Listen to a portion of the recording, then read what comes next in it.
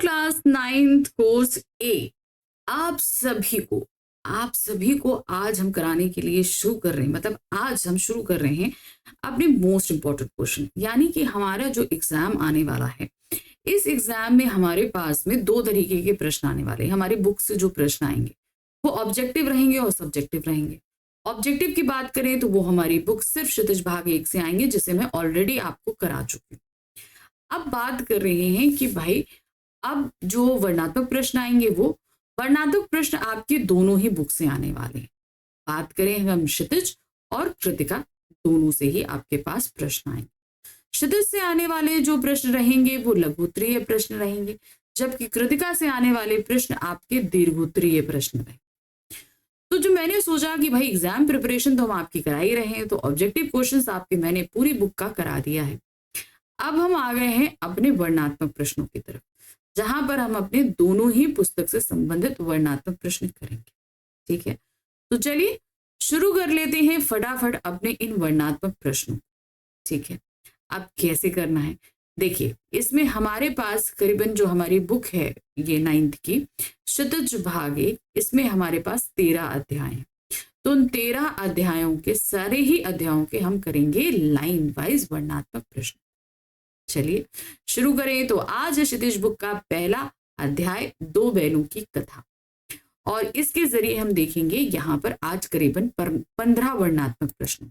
ठीक है, तो जैसा कि मैंने बोला कि इससे आने वाले प्रश्न हमारे लघुत्तरीय रहेंगे, जो कि 25 से 30 शब्दों के बीच में लिखे जाएंगे। ठीक है, तो ज्यादा लंबे लिखने की जरूरत नहीं। ठीक है, पहला प्रश्न है, गधा किस अर्थ में रूढ़ हो गया है और क्यों? दूसरे व्यक्ति को अगर हमें मूर्ख या महामूर्ख बोलना हो तो उसके लिए हम गधा शब्द इस्तेमाल बोलते हैं ना, तो ये इसी अर्थ में रूढ़ है।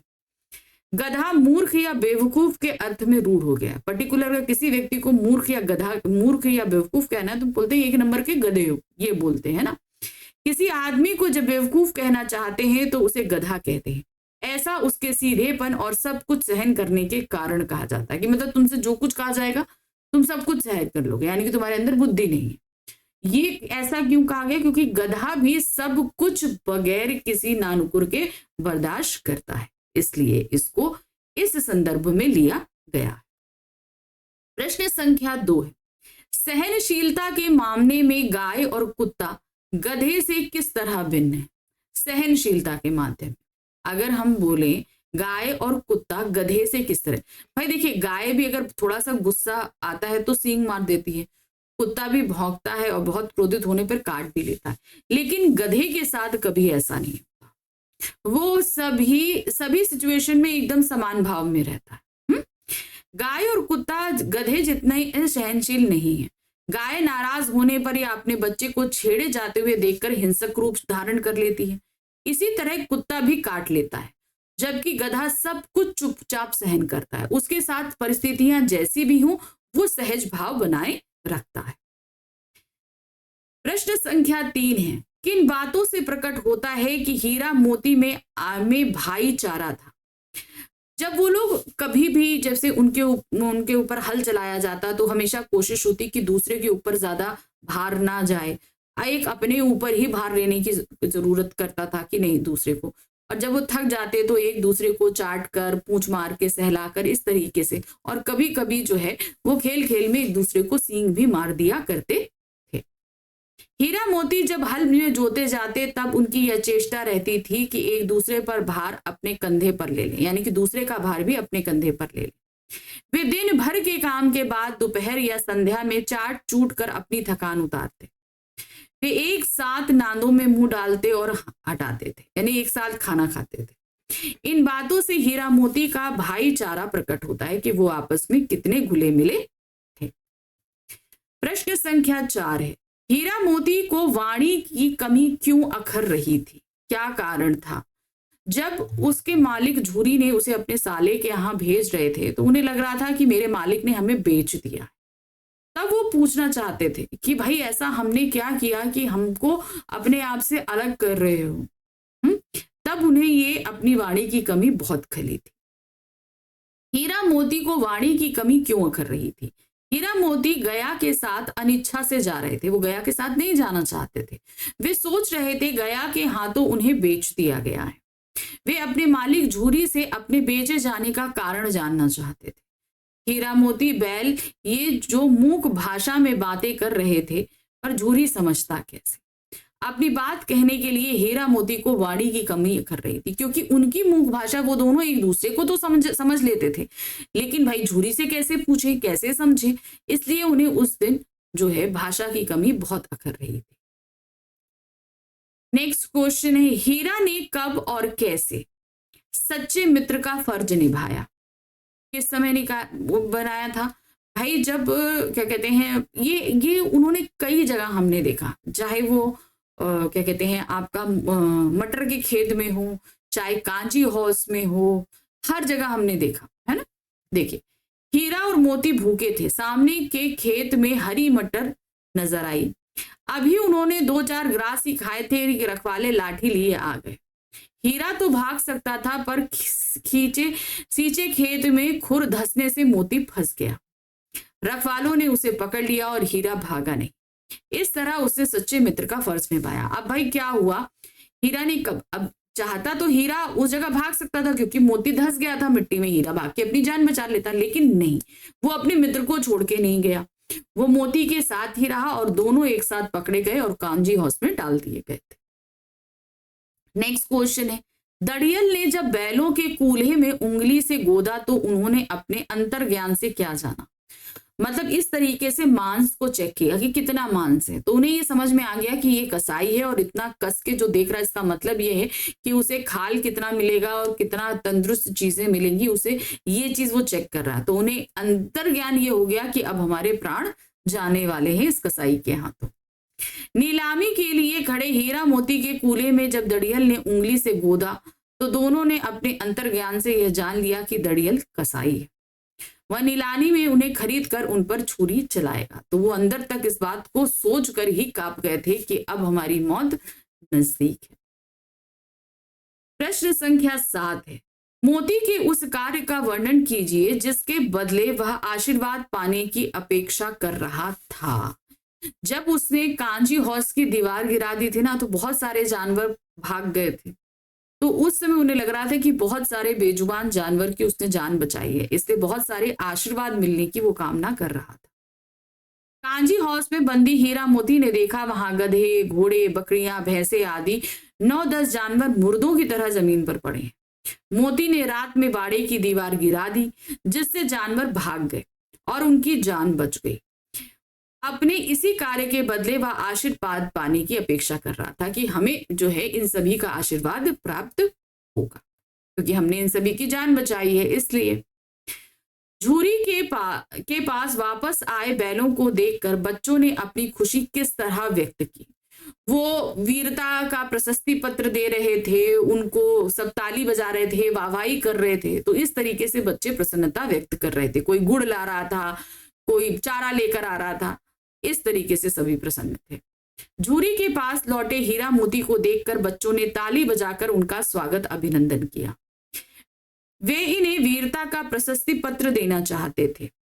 बच्चे खुशी खुशी से भागकर अपने घरों से चूनी, गुड़, चोकर आदि लाकर खिलाने लगे।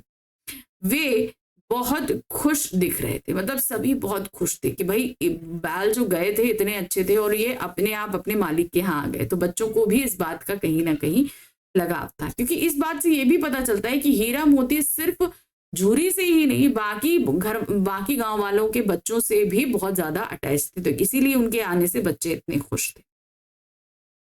प्रश्न संख्या 9 है, दूसरी बार घर आए हीरा मोती को देखकर मालकिन की प्रक्रिया पहली बार से किस प्रकार भिन्न थी?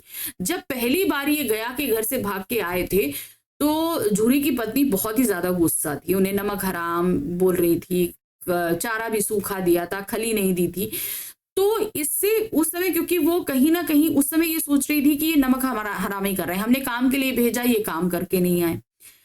दूसरी बार जब वो आए तो तब तक जो है उसकी मालकिन को ये चीज एहसास हो चुका था कि हमने अपने बैल खो दिए हैं, पता नहीं वो बेचारे कहाँ चले गए।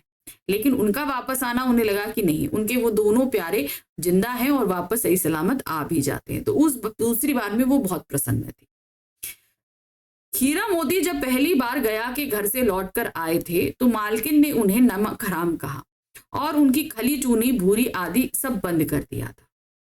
पर दूसरी बार हीरा मोती के घर पे आने पर मालकिन हर्षित हुई और बैलों के माथे चूम लिए थे और खूब अच्छे से उनकी जो है खातिर भी बाद में करी थी। प्रश्न संख्या 10 है, क्या दिया गया? हीरा और मोती अपने मालिक झूरी के साथ किस तरह का भाव रखते थे? बिल्कुल आत्मीय, बहुत एक गहरा संबंध जिसे बोलते हैं, जो प्रेम पर टिका हुआ था। दोनों एक दूसरे की भाषा को नहीं समझते थे, लेकिन भावों को, एहसास को पूरी अच्छी तरीके से जानते थे। हीरा और मोती अपने मालिक झूरी के साथ अत्यंत गहरा प्रेम एवं आत्मीय व्यवहार रखते थे। वे अपने मालिक से प्रेम करते हुए उसकी हर बात मानते थे। वो जैसा कहते वो वैसा करते थे। वे झूरी से अलग नहीं रहना चाहते थे। उनकी इच्छा थी कि उनका मालिक चाहे जितना काम करा ले, पर वह उन्हें अपने से अलग ना करे। झूरी ने जब गया के साथ उन्हें भेजा तो वे रस्सी पगहे तुड़ाकर गया के घर वापस भाग आए थे, क्योंकि उन्हें गया से इतना लगाव था, झूरी से इतना लगाव था कि वो गया के घर से भी तोड़ ताड़ सब रस्सी छुड़ा उड़ा के भाग आए थे। इस समय उनकी आंखों में विद्रोह में ही स्नेह झलक रहा था, यानी विद्रोह इस बात का कि तुमने हमें वहां क्यों बेच दिया, और प्रेम था कि इतने दिन बाद मिल रहे हैं। हीरा मोती को भागने का अवसर मिलने पर भी वे अंत में भागकर झूरी के पास आ जाते तो उनके असीम लगाव का प्रमाण था। मतलब मौका भी मिलेगा तो वो वापस झूरी के पास ही आना चाहते थे, कहीं और नहीं जाना चाहते थे। तो ये बताता है कि वो दोनों एक जो है अनदेखे एक प्रेम के एहसास से बंधे थे।